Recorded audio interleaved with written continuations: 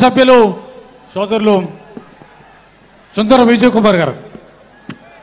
పెద్దలు అన్నయ్య పవన్ కళ్యాణ్ గారికి, వేదిక అలంకరించిన పెద్దలందరికీ నమస్కారాలు తెలియజేసుకుంటూ, నా పేరు సుందరపు విజయ్ కుమార్. నేను ఎమ్మెల్యే ఎలమంచిలి, కానీ పిఠాపురం ఎమ్మెల్యే గారి తాలూకా.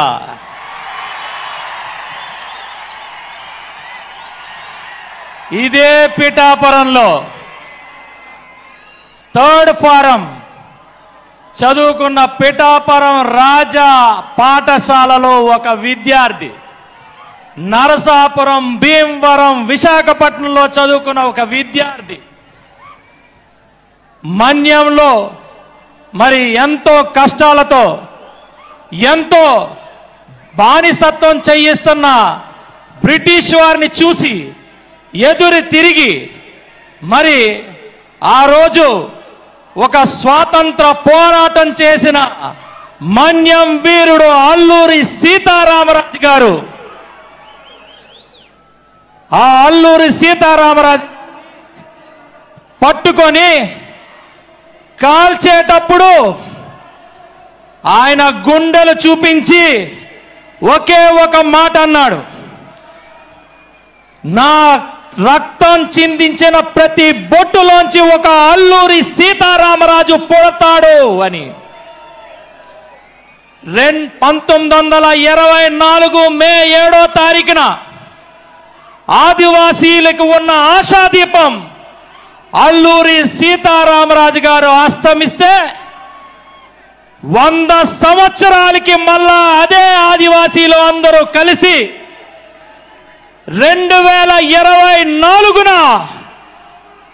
పవన్ కళ్యాణ్ గారిని మళ్ళా గెలిపించుకొని అదే ఆదివాసీలకి సేవ చేసుకునే భాగ్యం, ఆదివాసీల కోసం నిలబడే ధైర్యం కల్పించారు.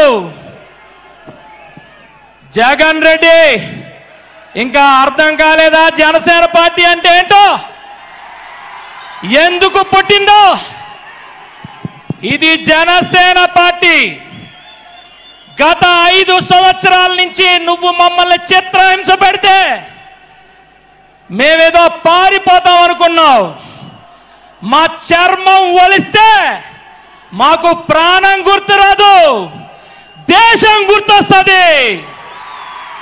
ఎందుకంటే దేశం కోసం చనిపోవాలనుకుంటే ఊరిని ముద్దు పెట్టుకునే భగత్ సింగ్ గారు మాకు ఆదర్శం, మా నాయకుడికి మాకు ఆదర్శం.